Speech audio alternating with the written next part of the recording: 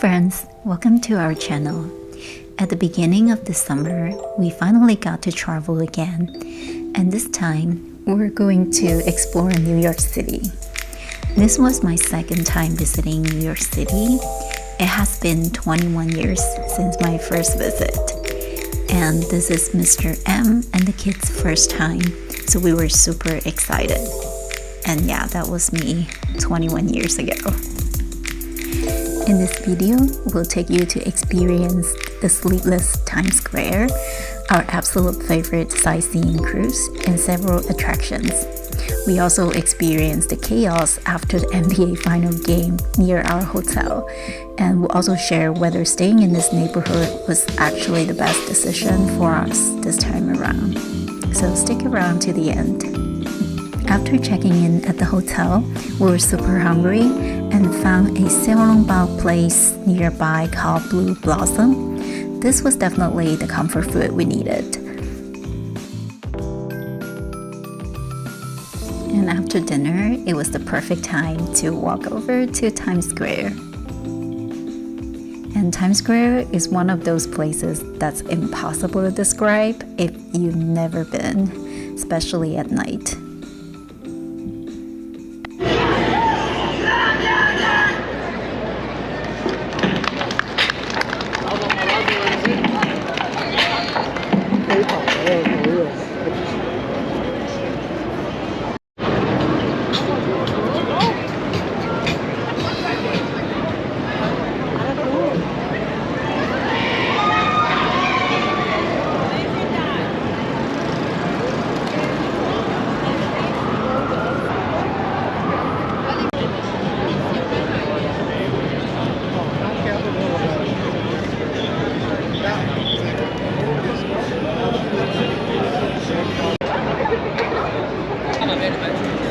Get on the sidewalk. Get off the street. Get on the sidewalk.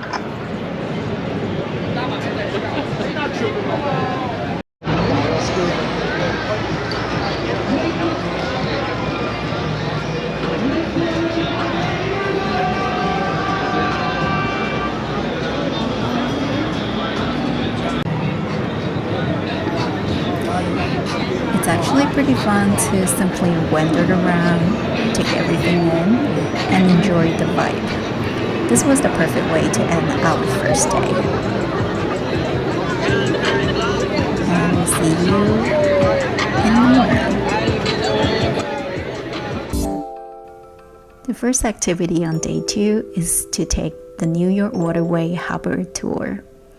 We chose the 80-minute must-see cruise, which is the blue route here shown in the map. It went down the Hudson River, all the way under the Brooklyn and Manhattan bridges, and of course the Statue of Liberty. And you can find the address of the pier in the description below. And as you can see, it's right behind those white buildings, and it's a pretty quick right or short walk from Midtown. And because there are many different cruises in this area, just to make sure you're getting on the right boat. Space, Wall Street, and this is the historical Wall Street area. But listen very carefully. The Dutch did something absolutely in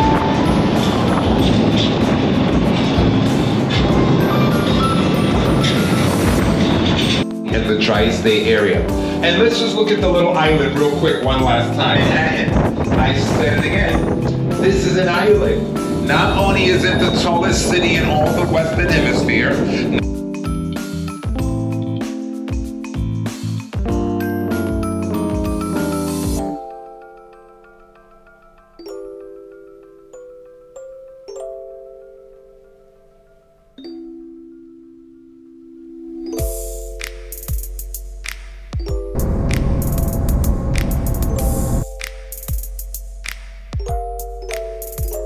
you want to see something cool? Look to the right. Did I make you? That clock is the second largest outdoor clock in America. And red boat is called the Ambrose. It's an old antique lighthouse boat. This pier right here is Pier 17. You go into Pier 17 for a super expensive fine dining experience. Pier 17 also has a rooftop concert venue, outdoor concert venue. That's where Tina Turner gave her very last concert before she died. Or you could just come out to the end here, Pier 17, and take in the view. Sandra Hamilton. And that street that you're looking across to see the church is the most famous street in all the world. That is Wall Street. Thank you, Captain. Take those glasses off. It's too late now. This is a picture you don't want to miss. You have New York skyline, the BMW bridges, and all of Brooklyn. This is a 20-second video straight across the brook from Manhattan to Brooklyn.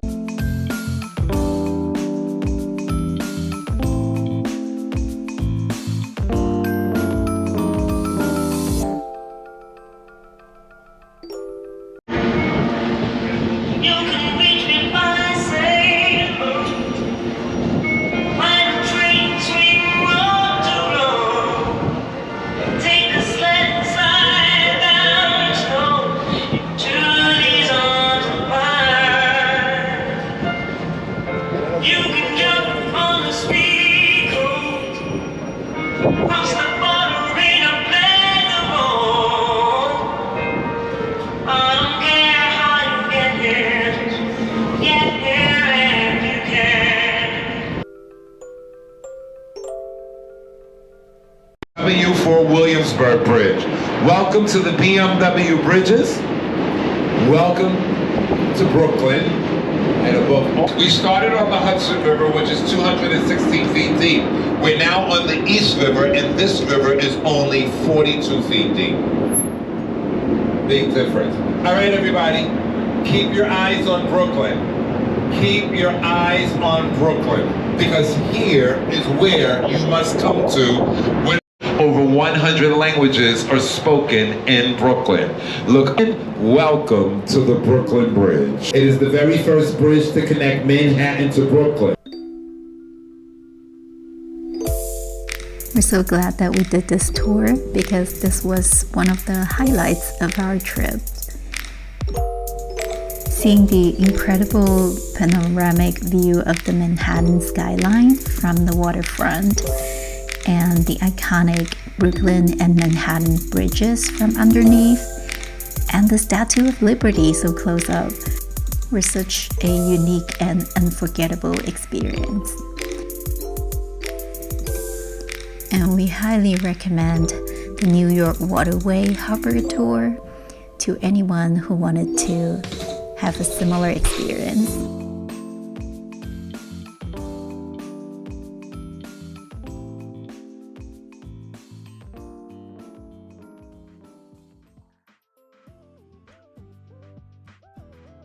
After the cruise, I went back to the hotel to get something and chilled out at the hotel rooftop while the rest of the family was at the Intrepid Museum.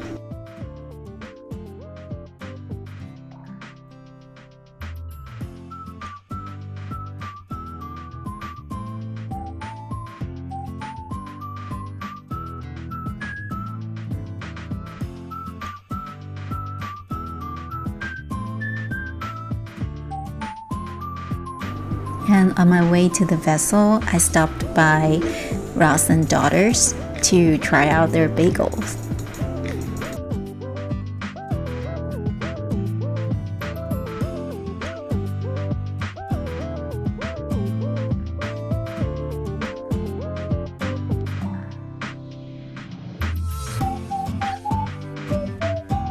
And I really enjoyed the bagel and the people watching.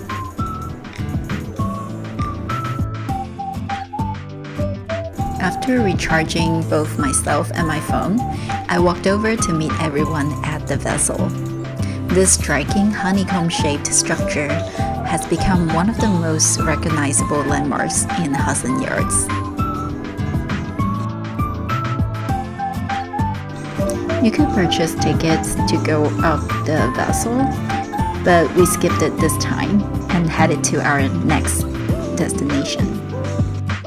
Near the vessel is where the starting point for the High Line is. Just follow the signs and you'll see the entrance. And make sure you stay on the center path, not the left or the right, because those will lead you to nowhere.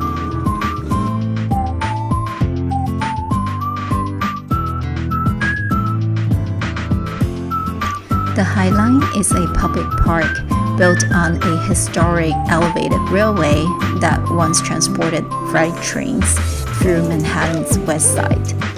Instead of tearing the old tracks down, the city transformed them into this beautiful elevated greenway. It's nice and shady and filled with gardens, public art, sitting areas, and you can find many cool buildings and really nice city views along the way.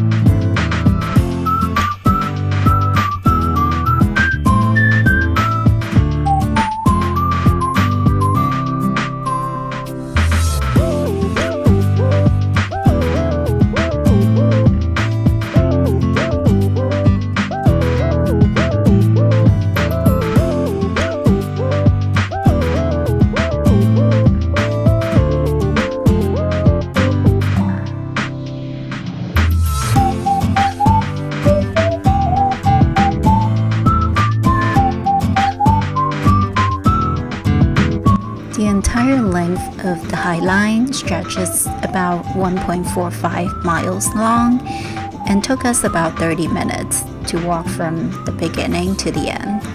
And as you get closer to the end of it, you'll find Chelsea Market and Little Island pretty much right across the street. Originally built as part of the old Nabisco factory, where the Oreo cookie was invented, Chelsea Market has been transformed into one of New York City's most popular food halls. And our next stop here was Los Tacos #1. We got the carne asada and pollo asado con todo with all the toppings, and it was absolutely delicious. Right across the street from Chelsea Market is the Little Island. This park is unlike anything we've ever seen. Built on top of hundreds of tulip-shaped concrete pillars rising out of the Hudson River, it almost looks like it's floating on the water.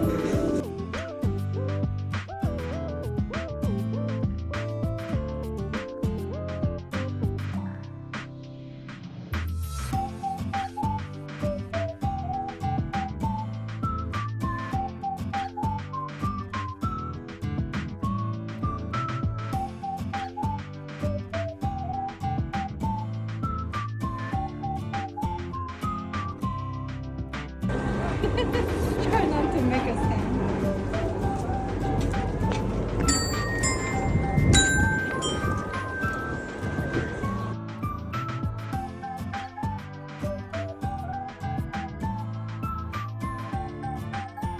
And for dinner, we headed back to Chelsea Market and tried the lobster rolls. We were so exhausted and tired after walking all day, and so we headed back to our hotel and soaked in these really gorgeous night views at the rooftop. And that concluded our first day and a half in New York City. The hotel we stayed in is DoubleTree in South Times Square. It's within walking distance to Times Square and other midtown attractions. However, the streets around the hotel were pretty sketchy and the traffic was terrible, so getting in and out by car is really tough. We would definitely stay away from the chaotic area next time. And because it's so close to Madison Square Garden, we witnessed the street chaos after the NBA final games from our hotel room. And we'll share the clips at the end if you're interested. But feel free to skip it if you'd rather not watch it. We're just lucky that we're already back to the hotel before this chaos happened. Well, thank you so much for watching till this far, and I hope you stay tuned for part 2 of our New York City vlog.